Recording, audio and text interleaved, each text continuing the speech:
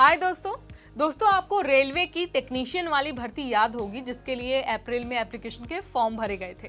लेकिन अगर आप वो वाला फॉर्म नहीं भर पाए थे और सोच रहे थे कि यार मैंने वो मौका मिस कर दिया, तो आपके लिए ना एक बहुत अच्छी खबर है। खबर ये है कि अब नंबर ऑफ पोस्ट को बढ़ा दिया गया है और साथ ही जो इसके आवेदन की शुरुआत है ना वो भी दोबारा होगी।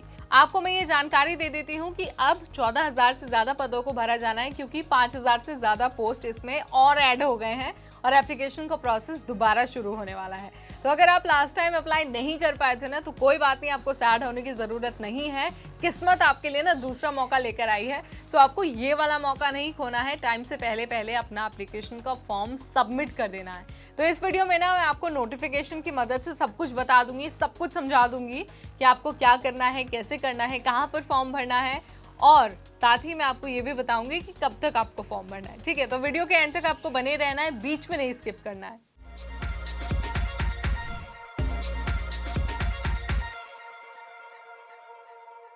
नमस्कार, मैं हूं नेहा उपाध्याय आपके साथ और रेलवे वाली नौकरी के साथ एक बार फिर से आपके सामने हाजिर हूं। जैसा मैंने आपको शुरुआत में ही बता दिया है, बात हो रही है टेक्नीशियन की भर्ती के बारे में। अब जो नंबर ऑफ पोस्ट है उसे भी बढ़ा दिया गया है, यानी कि अब करीब 14,000 से ज़्यादा पदों पर भर्ती होने वाली है।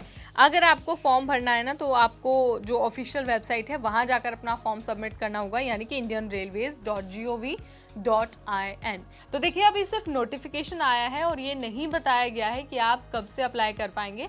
अगर आपको इसके बारे में जानकारी हासिल करनी है तो थोड़ा सा और इंतज़ार करना होगा, जल्द ही वो डिटेल भी आ जाएगी। तब तक मैं आपको ना योग्यता वगैरह के बारे में बता देती हूँ ताकि आप अपने डॉक्यूमेंट्स के साथ तैयार रहें और साथ ही आपको ये भी पता चल जाए कि आप एलिजिबल हैं या फिर नहीं है। तो सबसे पहले तो अगर आप टेक्नीशियन ग्रेड 1 के लिए अप्लाई करना चाहते हैं तो आपके पास BTech या फिर BSc इंजीनियरिंग की डिग्री होनी चाहिए। इसके अलावा अगर आप ग्रेड 3 के लिए अप्लाई कर रहे हैं ना, टेक्नीशियन ग्रेड 3, तो आपके पास 10वीं पास और ITI पास सर्टिफिकेट होना बहुत ज़रूरी है। अगर इससे कम सर्टिफिकेट्स आपके पास होते हैं या फिर आप इस मिनिमम एलिजिबिलिटी को पूरा नहीं करते हैं ना तो आप अप्लाई नहीं कर पाएंगे। इस बात को नोट डाउन करके रख लीजिए। उसके बाद अगर हम एज लिमिट की बात करते हैं तो मिनिमम 18 साल और मैक्सिमम 36 साल है। इससे कम या फिर इससे ज़्यादा एज लिमिट कैंडिडेट्स की नहीं होनी चाहिए। और साथ ही आपको ये भी ध्यान रखना है कि क्योंकि ये जो फॉर्म है वो ऑनलाइन भरा जाएगा तो फीस भी आपको ऑनलाइन देनी होगी। जनरल कैटेगरी वाले उम्मीदवारों को 500 रुपये फ़ीस देनी होगी और जो आरक्षित वर्ग के उम्मीदवार हैं यानी कि जो रिजर्व कैटेगरी वाले कैंडिडेट हैं उनको सिर्फ और सिर्फ 250 रुपये ही एप्लीकेशन फ़ीस देनी होगी।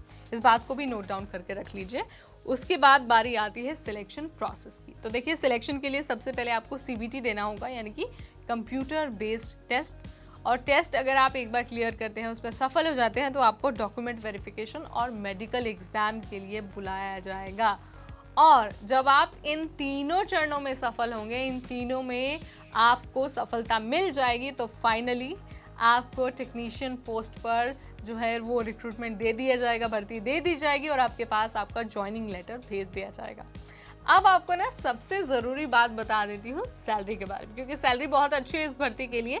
अगर मैं सैलरी की बात करूँ तो 19,900 रुपये से 52,300 रुपये की सैलरी हो सकती है, यानी कि करीब करीब 1 लाख रुपये। और ये सिर्फ बेसिक सैलरी है। इसके अलावा जो भी दूसरे पर्क्स, अलाउंसेस, बेनिफिट्स हैं, HRA है, TA है, DA है, वो सब भी आपको मिलने वाला है। तो मतलब बहुत एक फुल पैकेज वाली वैकेंसी है। इस बार तो भाई आपको मौका नहीं खोना है। लगातार आपको नज़रें बनाए रखनी है इंडियन रेलवेज़ की ऑफिशियल वेबसाइट पर और साथ ही आपको हमसे भी जुड़े रहना है, हमारे चैनल से जुड़े रहना है ताकि हर एक अपडेट हम आप तक पहुंचा पाएँ। फिलहाल इस वीडियो में इतना ही। आपको ये जानकारी कैसी लगी, let me know in the comment section. ऐसी और वीडियोस लाते रहेंगे only on NBT Tech Ed।